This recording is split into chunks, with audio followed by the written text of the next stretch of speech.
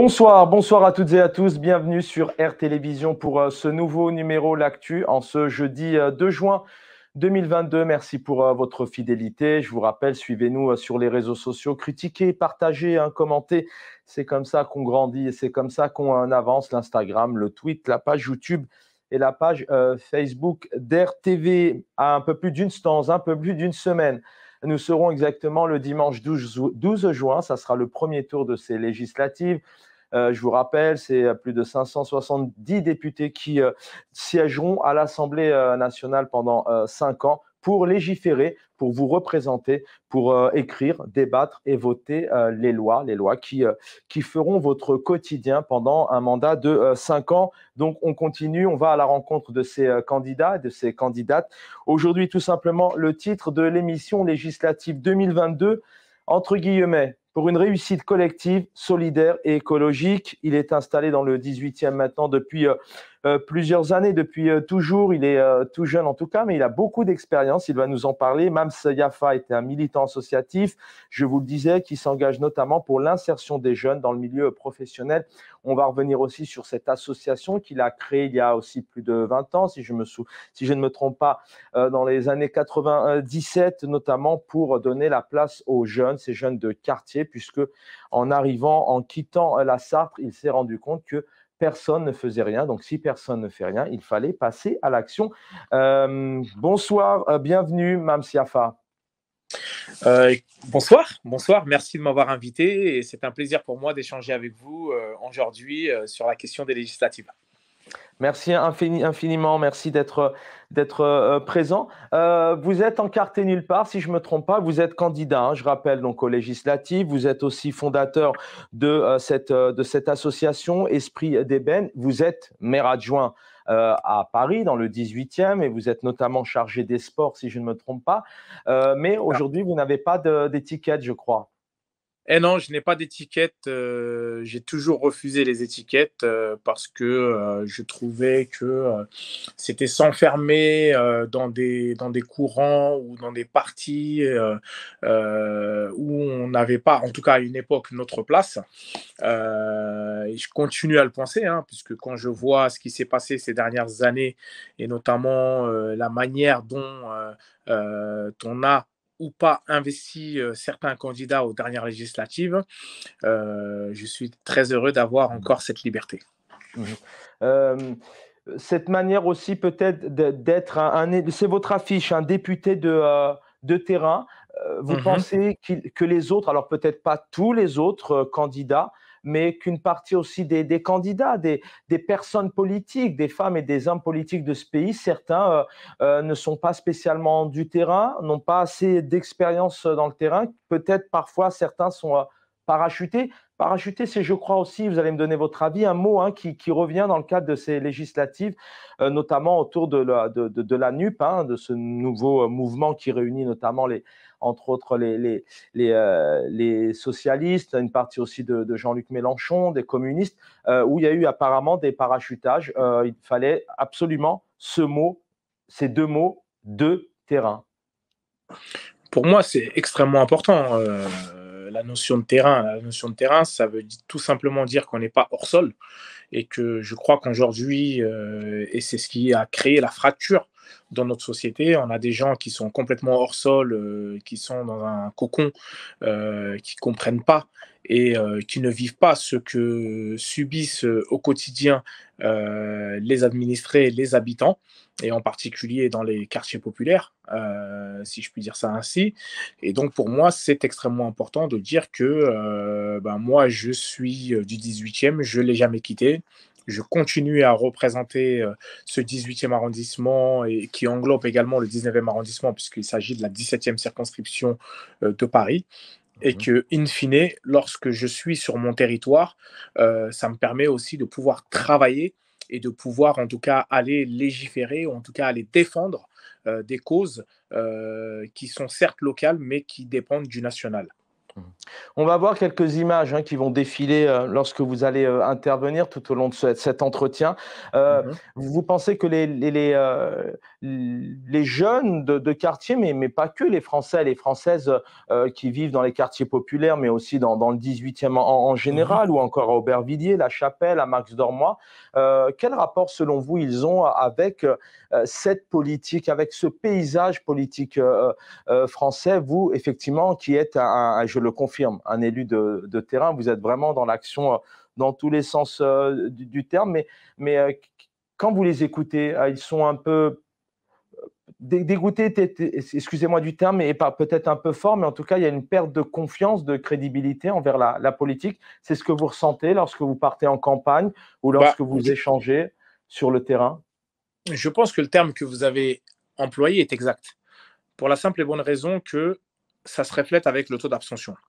Lorsqu'on regarde ces dernières années en France, pas uniquement que dans le 18e arrondissement, mais dans toutes les contrées, que ce soit des contrées, j'ai envie de dire, au niveau des villes, quand on prend les grandes villes, les trois grandes villes, PLM, Paris, Lyon, Marseille, ou qu'on prenne les contrées, puisque moi j'ai eu la chance d'aller faire mes études en province, c'est exactement la même problématique.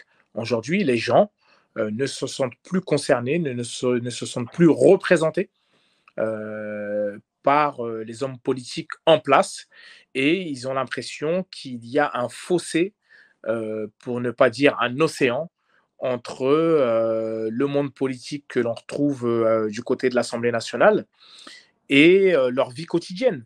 Et je crois que qu'on soit issu des quartiers populaires, qu'on soit issu des territoires de province et ailleurs, qu'on soit du 7e arrondissement ou de je ne sais où, à Vénissieux ou à Périgueux. Alors, on vous a apparemment peut-être perdu. Alors, je ne sais pas, est-ce que vous nous entendez? Vous m'entendez, Mams Yafa? Alors, j'espère que la connexion va faire son retour. Mams Yafa, est-ce que vous m'entendez? Alors, apparemment, non. Ce que je vous propose, c'est qu'on regarde ces quelques images et puis on se retrouve tout de suite après.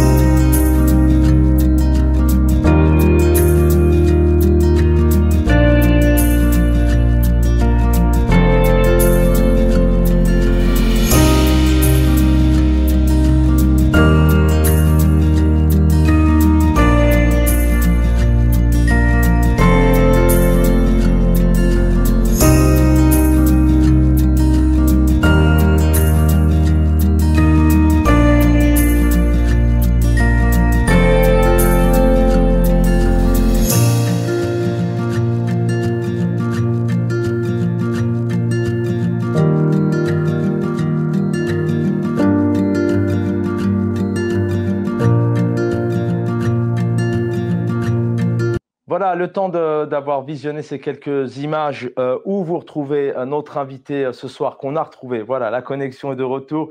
Il s'agit donc de Mams Yafa, un député de terrain pour une réussite collective, solidaire et écologique. Il est de retour avec nous. On vous a retrouvé a priori, hein. Alors, est-ce que vous m'entendez? Oui, je vous entends. Très Désolé. bien. Donc, je vous en prie, ça arrive, hein, En c'est fait, c'est en aussi. fait, en fait, nous sommes victimes de la fracture numérique. Ah, très bien. Écoutez, en tout cas, c'est un point que je vais aborder avec vous. Bonne Oui. transition. Mm. Mais peut-être terminer ce que vous étiez en train de dire justement sur, on parlait de cette situation hein, du paysage politique français, ce rapport aussi avec cette abstention et puis quelque part ces Français qui sont aussi complètement, qui ignorent, enfin en tout cas qui se retirent aujourd'hui de la politique. Tout à fait, tout à fait. Je disais que c'était un océan et je disais que ça concernait l'ensemble des Français, quelle que soit sa territorialité. Tout le monde est concerné par ce taux d'abstention, parce qu'on ne va pas dire qu'il n'y a que de l'abstention dans les grandes villes, il y en a également dans les campagnes. Alors j'espère apparemment le son une nouvelle fois. On vous a perdu au niveau du son une nouvelle fois. Alors je ne vous entends pas, on vous entend plus, Mame Siafa. Je suis ouais, on vous entend plus. Alors on va essayer de alors allez-y, peut-être que là on vous entend à nouveau. Voilà, je crois que le son est Ah, de retour. On va voilà, allez-y, allez-y. Je crois que le son est de retour. d'accord, j'espère que ça ne va pas bouger. Donc, j'étais en train de dire, déjà, excusez-moi, j'étais en train de dire qu'effectivement, il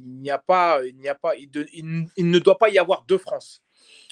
Comme le disait un certain Premier ministre à une époque, entre la France d'en bas et l'autre, je pense que pour moi, il n'y a qu'une seule France et qu'on ne doit pas faire en sorte que, parce qu'on est loin du peuple, on est loin des citoyens, que du coup, ceux-ci se sentent complètement lésés. Et je crois que le rôle d'un homme politique, c'est de veiller à ce qu'il n'y ait pas de fossé, à ce qu'il n'y ait pas d'océan entre lui et ses concitoyens. Mmh. Pour me faire peut-être un peu l'avocat du diable, vous êtes aussi bien au niveau de votre association, mais aussi en tant que maire adjoint, en tant qu'élu élu politique. Qu'est-ce qu'il manque notamment dans ces quartiers, dans cette circonscription? Quelles sont aujourd'hui les demandes? Alors, je rappelle que vous avez aujourd'hui, vous évoquez un certain nombre d'éléments importants, en tout cas à vos yeux, le logement, bien évidemment, le numérique. Vous parlez clairement de sanctionner hein, la discrimination à l'embauche. Vous parlez de cette écologie sociale. C'est des choses sur lesquelles je vous invite à revenir. Mais quels sont ces besoins, ces besoins prioritaires que vous évoquez lors de vos rencontres avec les habitants? Vous savez, ce qui ressort de toutes les entrevues, il y a trois choses. En un, il y a la question du logement, comment bien se loger. Il y a une précarité à ce niveau-là qui est extraordinaire. Aujourd'hui, pour rattraper ce retard, quand on voit par exemple un arrondissement comme le 18e où il y a des milliers, des milliers, des dizaines de milliers de demandes de logement, de personnes qui n'arrivent pas à se loger. On retrouve également la même chose du côté du 19e arrondissement. Donc ça, c'est une des premières crises. Ensuite, on a la crise qui concerne l'emploi, l'employabilité des jeunes, l'employabilité des seniors. Parce que aujourd'hui, c'est vrai qu'on parle beaucoup de l'employabilité des jeunes, mais lorsque vous êtes senior et que vous vous retrouvez au chômage aujourd'hui, que vous avez entre 45 et 55 ans, et que vous n'avez pas complètement clôturé votre cycle qui vous permet de toucher la retraite par la suite, bah, c'est extrêmement compliqué d'arriver, de revenir à l'emploi, à ce qu'une structure ou une société puisse vous embaucher parce que vous avez dépassé un certain cap et parce que vous n'avez pas peut-être pas eu les formations.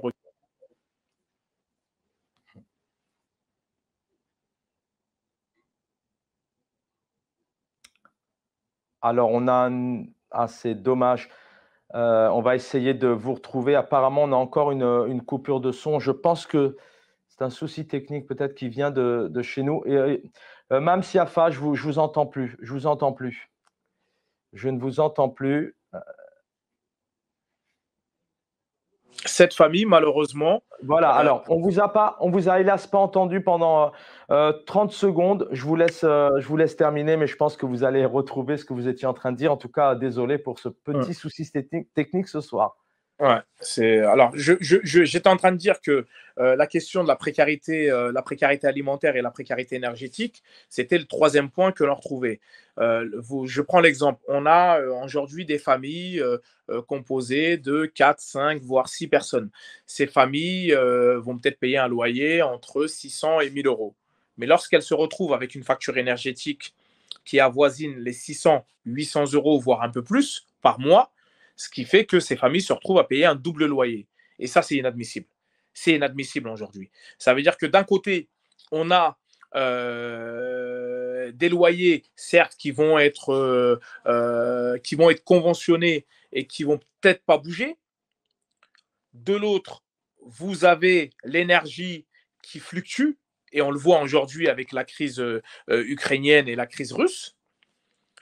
De l'autre, les salaires ça reste tel quel, puisqu'il n'y a pas d'ajustement au niveau des salaires.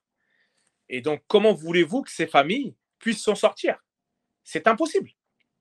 Donc, ce qui nous amène à un cercle qui fait qu'ils vont devoir prendre des crédits à la consommation, etc., etc. Et là, on rentre dans une espèce de spirale, un cercle vicieux qui n'est pas bon du tout pour la société française. Il existe, comment vous vivez, vous alors là, on ne vous voit plus. Voilà, très bien, on vous a retrouvé. On va y arriver encore ce soir. Quelle est il se passe des choses tout de même dans les quartiers. Il y a des associations qui font un travail conséquent. Je suis bien placé pour en parler puisque je reçois énormément d'associations et dans quelques instants, j'en recevrai aussi une qui est le coup de cœur de ce soir notamment, qui fait un travail envers, entre autres, la Tunisie. Il se passe des choses dans les quartiers, mais est-ce que, en me faisant peut-être l'avocat du diable, vous êtes tout de même accompagné par la fonction territoriale, les institutions politiques, par l'État, ou c'est néant, zéro total? Alors, non, il y a des aides. Il y a des aides, mais ces aides, elles sont insuffisantes. Moi, je prends l'exemple de ce qui s'est passé durant la période du Covid. On a vu des jeunes, et ça, on ne l'a pas assez montré. On a vu des jeunes se cotiser, se mobiliser, faire en sorte que les gens puissent passer un Covid convenable. Ces jeunes sont venus en aide à la fois en aidant les personnes âgées. Ces jeunes sont venus en aide en apportant de la nourriture à des familles. Ces jeunes sont venus en aide notamment sur la question du numérique, parce que j'en ai pour preuve, et y compris moi, dans la structure associative dans laquelle je faisais partie, on participait à une distribution d'ordinateurs, de plus de 500 ordinateurs sur notre territoire. Tout ça pour lutter contre la fracture numérique, parce qu'on s'est rendu compte que finalement, beaucoup de personnes qui n'étaient plus à l'école n'avaient pas les outils nécessaires, n'avaient pas la formation nécessaire, et pour certains, n'avaient même pas de fibre optique à la maison, tout simplement parce qu'ils n'avaient pas les moyens de payer Internet. Et je crois que c'est là où on se rend compte que dans les moments comme ça, qu'il y a une fracture numérique importante dans la société française entre ceux qui sont hyper, entre guillemets, numérisés et les autres. Et même ça, il y a un clivage à ce niveau-là. Et je crois que la période du Covid nous a démontré que les associations ont leur rôle à jouer, que les associations ont joué leur partition, les associations ont mené des missions de service public, et sans les associations, l'État n'aurait pas pu faire face à la période du Covid. Vous avez raison de souligner, énormément de jeunes se sont mobilisés pendant la Covid, mais on ressent tout de même que malgré tout, cette jeunesse parfois, alors ne généralisons pas, mais cette jeunesse parfois, elle est un peu stigmatisée, surtout celle qui vit dans ce qu'on appelle les quartiers populaires. Et encore, c'est une question que je peux vous poser aussi. Qui sont ces jeunes de quartier populaire ou ce public de quartier populaire? Je crois qu'aujourd'hui, il y a tout de même une mutation. On retrouve tout public. Bon, ça, c'est dans un deuxième temps, mais dans un premier temps, je reviens sur ma première question. Ils sont là, ces jeunes, ils travaillent, ils s'investissent dans le milieu associatif pendant la Covid aussi. Parfois, ils interviennent aussi dans le cadre d'incendies. Alors, ça peut paraître comme ça ponctuel, mais ça sauve des vies. Mais à Ça la sauve des vies, fois, ça sauve des vies. On a malheureusement, eu ils sont plusieurs souvent exemples. un peu stigmatisés. Euh, Vous savez, on a une société qui est. Alors, comment utiliser ce terme? On a une société qui est frustrée. Frustrée où on veut penser que un jeune d'EQPV, je pèse mes mots, c'est la représentation du mal. Or non, un jeune français qui vit dans les QPV, c'est comme un jeune français qui vit dans certains quartiers aisés, c'est comme un jeune français qui vit dans les campagnes, etc., etc. Il n'y a pas de différence. Certes, il y a des endroits où les mots MAUX sont beaucoup plus importants parce que c'est dû à la promiscuité, c'est dû aux problématiques de chômage, c'est dû, je dirais, aux mutations, etc. Mais ça n'en fait pas moins que ce sont des citoyens à part entière. Ces jeunes-là mènent des actions, comme on peut retrouver des actions dans des petits villages en France. Ils participent à l'effort collectif et les stigmatiser comme certains politiques ou comme certains mouvements politiques, c'est inadmissible. C'est scandaleux et il ne doit pas y avoir ça. Parce que ces jeunes-là sont des braves types et on retient, et moi ce que je déplore, c'est qu'on retient toujours les peut-être 1% qui vont peut-être pas être dans les normes, alors que derrière, il y a 99% qui font des bonnes choses, qui mènent des bonnes actions, et ça, on n'en parle pas. Et ça, c'est scandaleux. vous la voyez comment, cette Assemblée nationale qui va prendre fin le 19 juin aux alentours de 20 heures? Vous la voyez comment aujourd'hui? Emmanuel Macron avait tout de même tenté sur ces élections 2017, En Marche, un renouveau, une nouvelle dynamique, une nouvelle jeunesse du terrain à l'Assemblée nationale. Ce mandat législatif qui se termine, pour vous, c'est quoi? C'est terne, c'est jeune, ça manque d'expérience, ça manque de réalité, ou à l'inverse, il y a eu de très belles choses qui ont été faites pour les Français et les Françaises en général? Pour moi, ça a manqué d'expérience. Pour moi, ça a été un leurre. Heureusement qu'il y a quand même une frange qui s'est révélée, qui a compris que le système comme il avait été, en tout cas mis en place, n'était pas adéquat. On l'a vu avec la crise des Gilets jaunes et autres. Et je crois qu'aujourd'hui, on a besoin d'une assemblée qui soit à l'image de la représentativité française et surtout qui soit à l'image en termes de compétences de ce que la France et sa diversité peut apporter à la nation. Et pour moi, sans ça, il y a un loupé. Alors, quand je dis ça...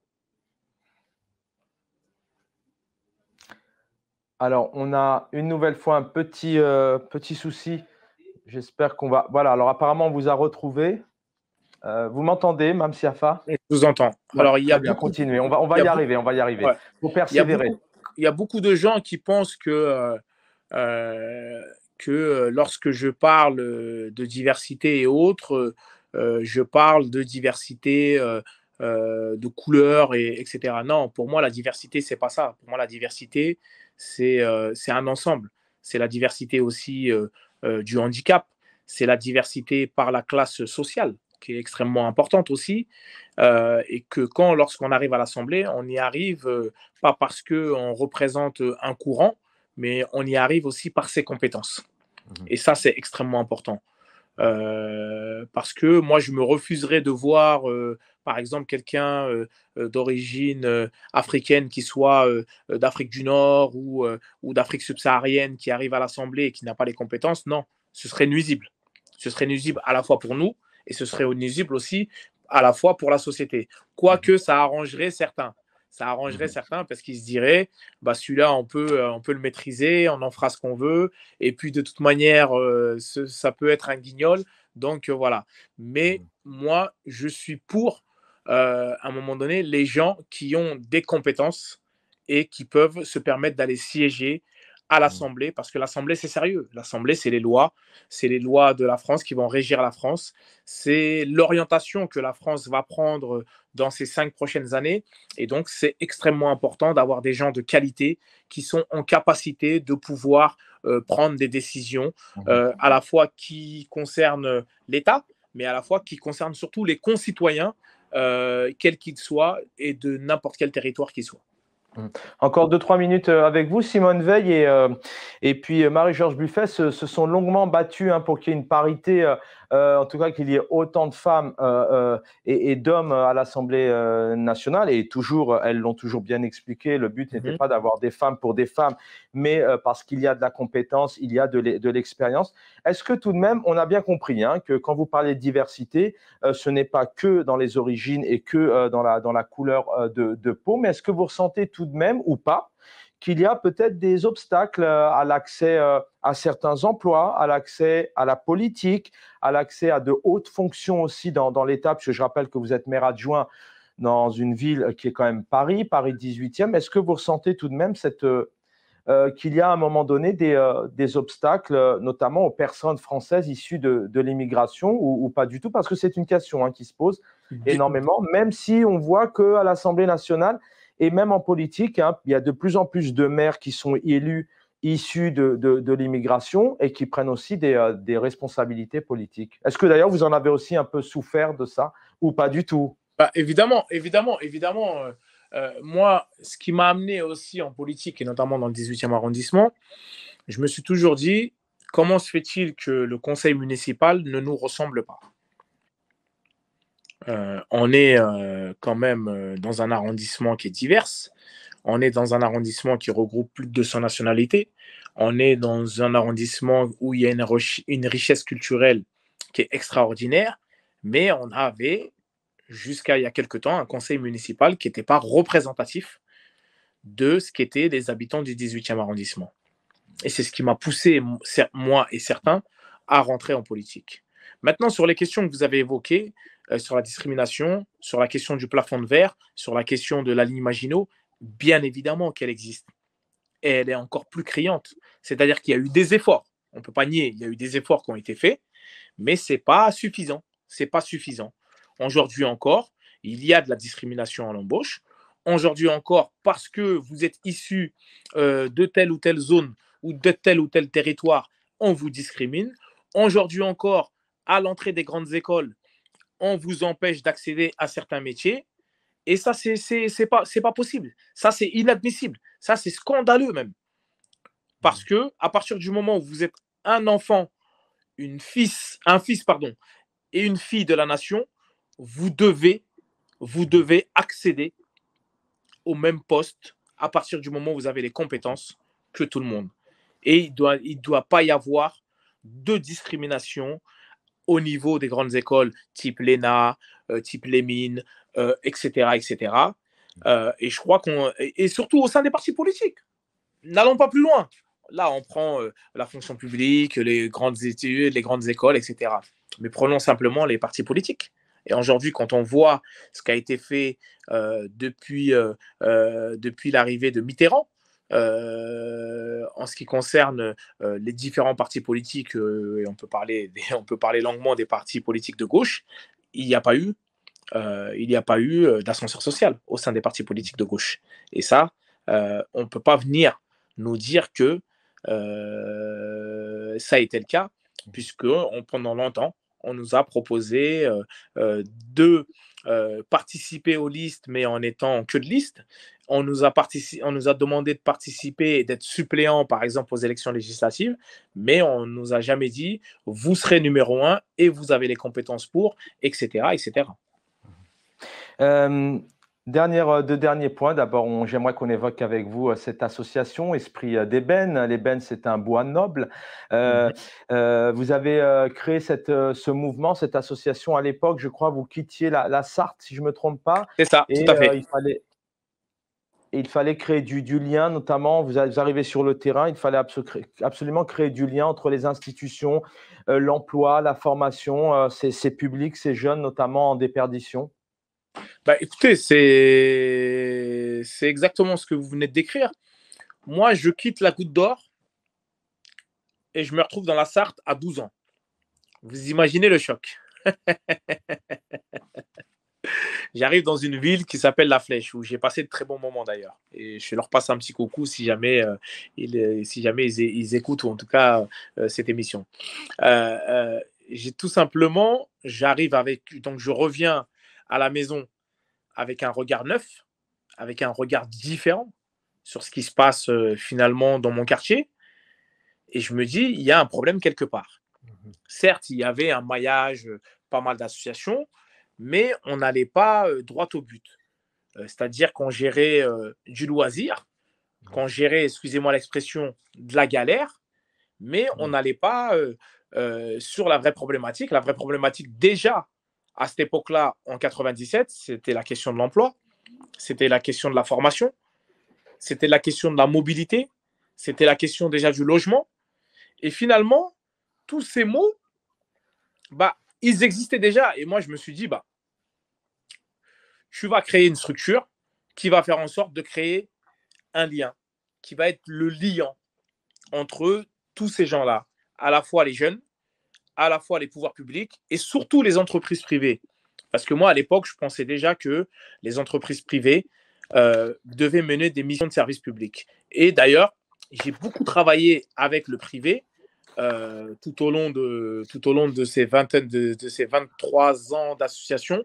J'ai beaucoup travaillé avec les privés parce que justement, je ne voulais pas dépendre et être pieds et mains liés par les pouvoirs publics parce qu'ils allaient nous donner telle ou telle subvention. Et c'est ce qui a fait qu'aujourd'hui, cette association existe encore, Mhm. justement parce qu'elle n'a pas été, sous la coupe ou sous la houlette de telle ou telle politique ou de telle ou telle mairie qui aurait pu l'étouffer si elle n'était plus d'accord avec elle. Mhm.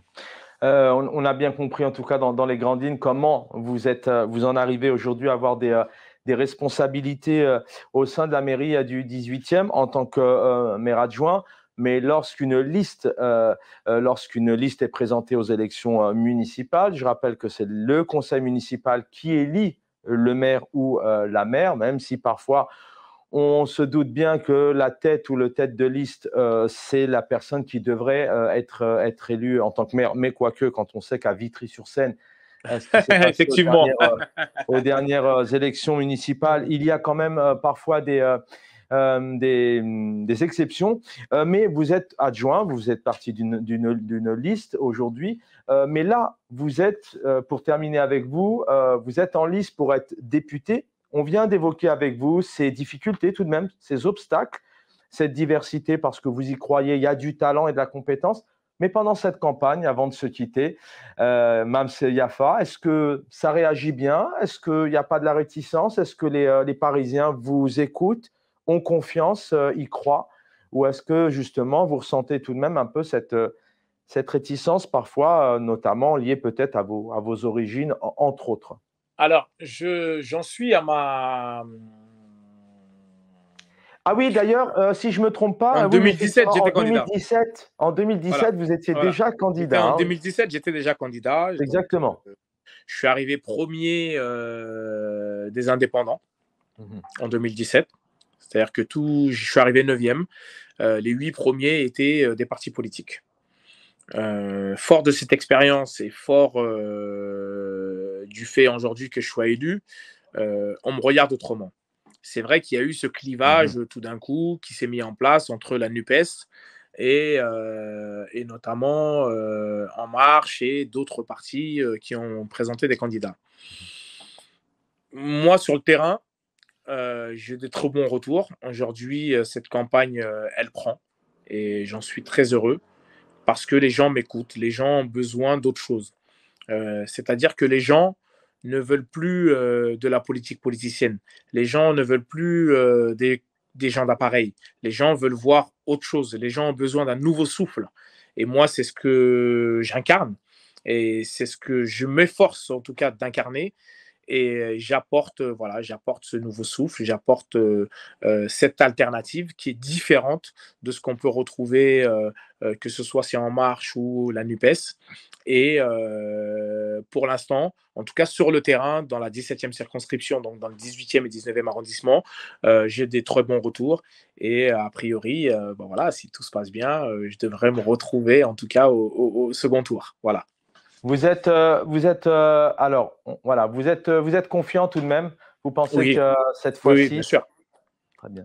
Et en arrivant rapidement, une petite minute, si vous êtes donc député demain, quels seront vos premiers mots, en tout cas, lorsque vous aurez la parole à l'Assemblée nationale? Quels seront vos premiers mots? Vers quel public?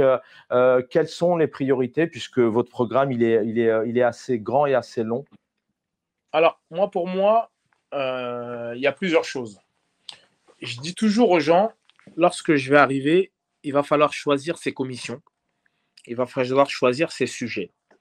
Bien évidemment, ces sujets seront en adéquation avec ce que l'on vit sur le territoire. Mais je leur dis, par exemple, si je vous dis que je vais être à la commission des affaires étrangères, qu'est-ce que ça vous évoque? Les gens me disent, commission des affaires étrangères, pourquoi, comment, qu'est-ce? Je vous dis, mais quand vous regardez notre territoire, que ce soit la question des MNA, que ce soit la question des migrants, que ce soit la question, à un moment donné, des gens qui sont de l'asile politique, etc., etc., vous vous rendez bien compte que ces problèmes, ils ne se règlent pas et on ne doit pas les subir à un niveau municipal. Mais ces problèmes, ils doivent se régler aussi hors des frontières. Et hors des frontières, ça veut dire que quelle politique nous avons, nous, Français, gouvernement, vis-à-vis de ces États? Pourquoi aujourd'hui on a des réfugiés climatiques? Pourquoi aujourd'hui on a tel ou tel type de réfugiés? Pourquoi aujourd'hui sur notre territoire on retrouve telle ou telle personne qui vient et qui va demander telle ou telle chose? C'est parce que on a aussi un rôle et nous jouons un rôle au niveau de la politique étrangère de la France. On le voit aujourd'hui avec la crise ukrainienne, par exemple. Et c'est extrêmement important d'être dans ces commissions-là. Il y a aussi la commission qui concerne la question, les commissions sociales, qui concernent les questions de précarité. Il y a aussi les commissions qui concernent la sécurité. Il y a aussi les questions qui concernent, on l'a évoqué tout à l'heure, le logement. Et voilà, il y a des sujets que je vais devoir aborder qui sont extrêmement importants pour mes concitoyens. Il y a la question des drogues aussi. Voilà, il y a la question des drogues. Donc, si demain je me retrouve dans une commission santé, on va parler de la santé mentale. C'est quelque chose dont on parle peu. C'est quelque chose dont on parle peu. Et or, aujourd'hui, la santé mentale, c'est quelque chose d'extrêmement important qui touche tous les Français. Ça ne touche pas les Français de la campagne. Ça ne touche pas que les Français des petites villes ou des moyennes villes. Ça touche l'ensemble des Français. Merci, Mame Siafa, d'avoir été avec nous. Donc, vous êtes candidat aux législatives, 17e circonscription de Paris. Alors, le bassin de la Villette, pour ceux qui connaissent, Flandre, Aubervilliers, La Chapelle, bien sûr Château-Rouge, la Goutte d'Or, que vous connaissez très, très bien, puisque vous y êtes installé depuis plusieurs années. Porte de la Chapelle et des Poinçonniers, entre autres. Je voudrais bien sûr citer et saluer votre suppléante Sonia Chaouch. Oui, Sonia. Bien sûr on vous a invité, mais on pourrait d'ailleurs, pourquoi pas, l'inviter aussi avant je pense que ça lui ferait plaisir. la fin de cette campagne. D'ailleurs, j'essaye tant bien que mal aussi de donner la place aux suppléants ou suppléantes, parce que c'est vrai qu'on a tendance aussi à donner la place aux candidats, aux premiers candidats. On va dire merci infiniment d'avoir été avec nous. Merci à vous de m'avoir reçu. Maire adjoint Paris. Alors, sur votre écran, il y a écrit Paris 8, mais c'est Paris 18. Paris 18. Oui, Paris 18. Excusez-nous pour cette erreur à l'écran. Vous êtes fondateur notamment de cette association Esprit d'Ébène et je le rappelle, vous êtes donc candidat aux législatives. Merci, à Merci à bientôt, vous. Mme Safa. Merci. Au revoir, à bientôt. On passe maintenant au coup de cœur de la soirée. Alors, a priori, il devait y avoir un jingle, il n'est pas arrivé. C'est pas grave. En tout cas, lui, il est là. C'est Younes Hamidi. Bonsoir, Younes Hamidi. Bonsoir, Monsieur Chaben. Merci pour l'invitation. Merci infiniment. Je vous invite maintenant à voyager à travers d'abord une personne que je connais, que j'ai rencontrée, personne remarquable qui fait un travail depuis plusieurs années. On va parler de son parcours très jeune. Donc déjà, à la maison, il jouait le rôle de papa pour aider notamment sa maman que j'ai rencontrée, que je salue d'ailleurs. Et nous allons aussi voyager à travers ce magnifique pays qui est la Tunisie. Je vous invite d'ailleurs, si vous n'avez rien prévu cet été, aller en Tunisie, un très beau pays touristique. Il m'arrive de m'y rendre souvent et croyez-moi qu'on est très très bien accueillis. Il fait beau, il fait bon vivre. Inutile de vous parler notamment des parfums, des dégustations. En attendant, nous allons parler de cette association internationale de co-développement et solidarité. Younes Hamidi, rebonsoir, bienvenue à vous. Bonsoir, merci encore, Monsieur Chaben. Merci. Juste peut-être un mot pour vous présenter. Aujourd'hui, vous êtes fondateur, président de cette association. On va évoquer les objectifs dans quelques instants et puis aussi comment continuer à vous aider. Mais voilà, très tôt à la maison, vous aviez déjà un rôle très mûr, même si vous êtes encore jeune, mais très, très précoce, très mûr. Vous aidiez à la maison et puis aussi très rapidement, vous êtes investi dans plusieurs associations alors que vous étiez déjà beaucoup plus jeune. Oui, alors effectivement, Hamidi Younes, président de l'Association pour le co-développement et solidarité, association AICS, c'est un nouveau-né. Cette association, bien sûr, elle a été créée après des années de travail dans le domaine associatif. Bien sûr, moi, j'ai commencé jeune, travailler. J'ai de la chance de commencer à l'âge de 10 ans. Travailler pour arriver à ce stade-là et avoir une expérience dans le domaine associatif. Et voilà, aujourd'hui, notre association, c'est un nouveau-né et on a fait des événements dernièrement et vous avez assisté, Monsieur Chaben, vous étiez là avec nous. Cet événement qu'on a commencé, c'était le mois de novembre. C'était vraiment un succès. On a fait 100% plein. On a fait vraiment. On avait accueilli des artistes de la Tunisie. En fait, cet événement, ça a été programmé car on avait visité des écoles en Tunisie. C'était des écoles, ça s'appelle UTEM, c'est des associations. C'était Union tunisienne aux insuffisants mentaux. Vraiment, on a fait une visite sur place et on a vu qu'ils vivent avec des grandes difficultés.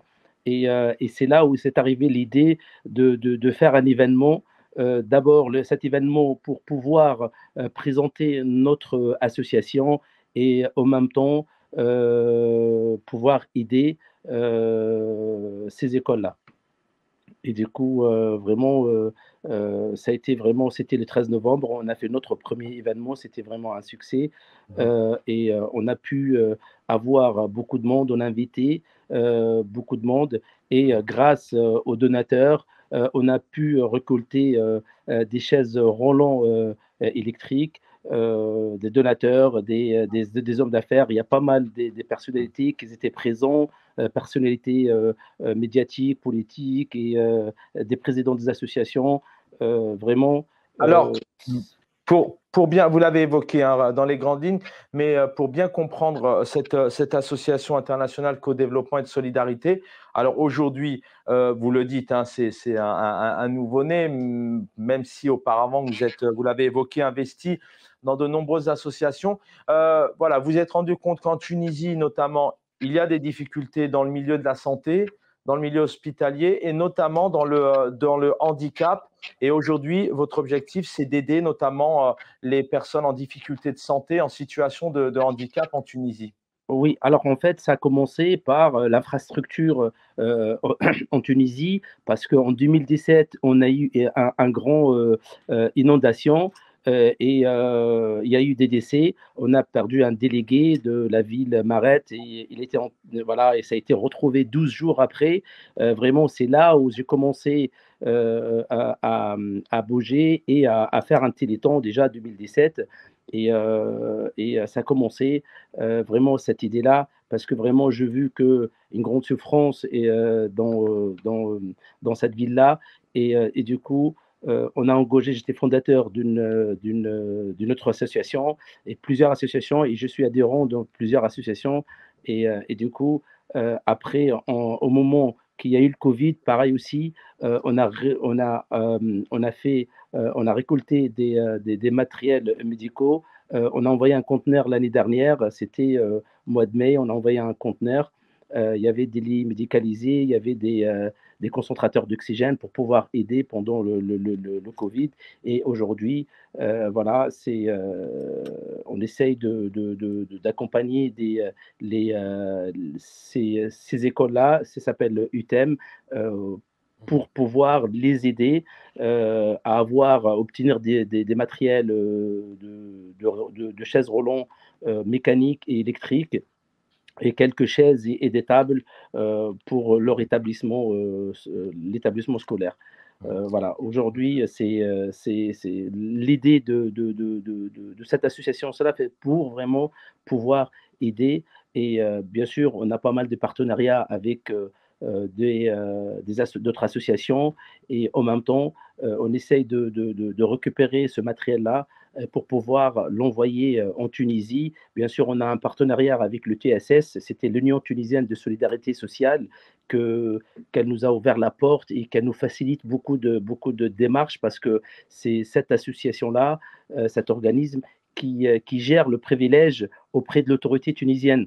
Du coup, il gère tout ce qui est douane et je veux dire la gratuité de transport avec la CTN. Ils font un grand travail et c'est eux qui distribuent, bien sûr, avec notre présence sur les écoles que nous on souhaite les aider. Alors, vous nous parliez, suite à cet événement, vous avez déjà, il y a donc un véhicule qui doit, un conteneur qui doit partir. Quelques mots peut-être sur les quantités. Il y avait des paires de cannes anglaises, il y avait des fauteuils roulants électriques. C'est important ça pour les téléspectateurs, car suite à ces événements, alors, il y a eu cette grosse soirée que vous avez organisée, c'était plein. Vous avez Oui. aussi organisé une autre soirée auquel j'étais et c'est passé un très bon moment, notamment en présence d'Amina Faret.